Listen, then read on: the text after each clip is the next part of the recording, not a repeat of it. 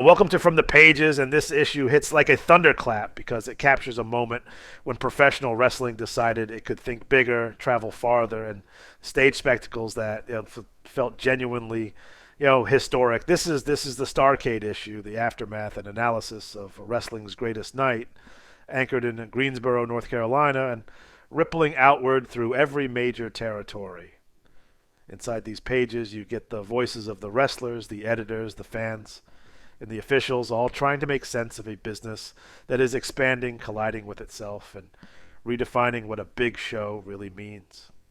The magazine opens by framing the issue as a collector's piece, and it earns that label immediately by positioning Starrcade 1983 as more than a card of matches. It's treated as proof of concept, a closed circuit supercard that draws massive crowds, reaches across regions, and proves that wrestling can anchor a national conversation without losing its territorial identity. The tone is confident, almost defiant, and it sets the stage for everything that follows. The mailbag comes early and sets a sharp tone. Readers push back, argue, defend, and accuse. Buzz Sawyer's name comes up fast, with the fans debating whether he's being unfairly portrayed. Blackjack Mulligan's return sparks disagreement, with letters arguing over whether fan reaction or promoter decisions are to blame. The editors don't hide behind neutrality here. They engage directly, clarifying positions and reminding readers that fan sentiment matters, but it doesn't write the booking sheet. It's an exchange that feels alive, argumentative, and very much of its time. News coverage widens the lens. Reports pour in from wrestling capitals across the country and beyond, creating a sense of constant motion. Hacksaw Butch Reed's issues with King Cobra get attention, including vivid description of Reed marking Cobra in humiliating fashion. The Junkyard Dog appears in ongoing regional conflicts, while Brett Sawyer's trajectory is tracked carefully as his name, identity, and positioning evolve.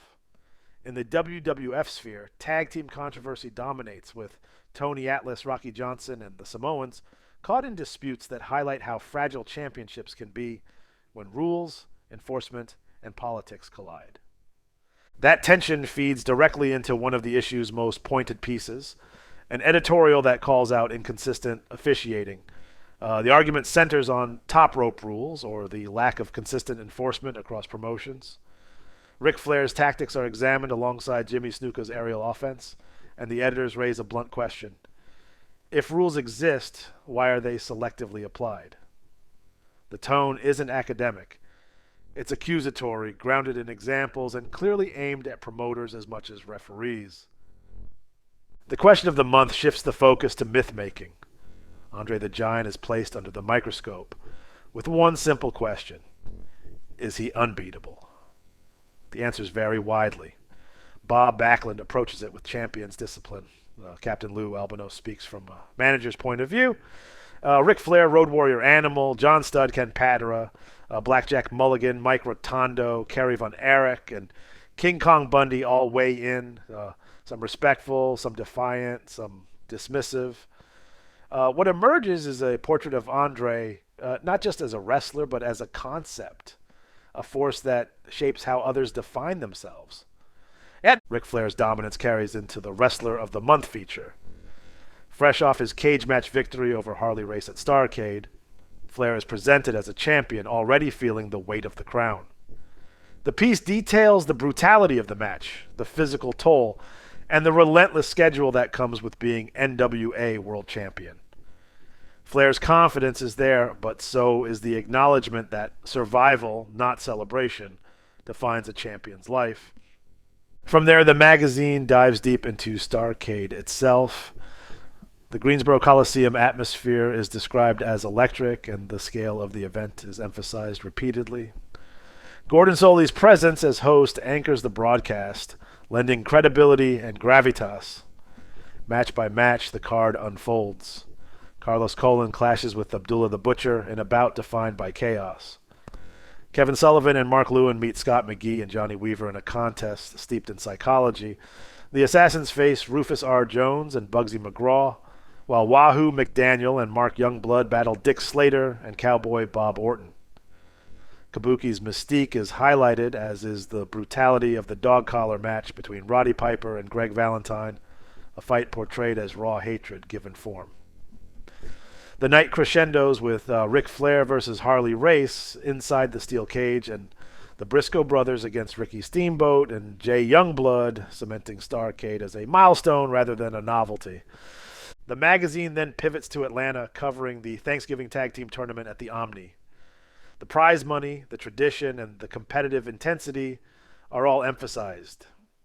It's presented as another pillar of wrestling's calendar, reinforcing the idea that big events are no longer isolated experiments but recurring fixtures. A featured interview with Magnum TA brings the scale back down to one man. He discusses the pressures of holding the United States title, the controversies surrounding officiating, and the lessons learned from veterans like Mr. Wrestling 2. It's reflective without being soft, and it underscores how quickly opportunity can turn into burden. World-class Championship Wrestling gets its spotlight with coverage of the Dallas Star Wars event. Kerry Von Erich's cage match with Michael Hayes is framed as emotionally charged, fueled by local loyalty and long-simmering grudges. The supporting matches, including appearances by the Von Erich family and their rivals, reinforce the unique atmosphere of the Texas scene. The official wrestling ratings section read like a snapshot of power across the sport. Singles and tag team rankings span the NWA, AWA, WWF, and regional territories, complete with combined weights, popularity lists, and explanations of methodology. The accompanying analysis addresses reader confusion, clarifies name changes, and explains why certain wrestlers rise or fall in the rankings. Advertising and cross-promotion close out the issue. In classic fashion, readers are pitched upcoming wrestling magazines, annuals, and mail-order specials.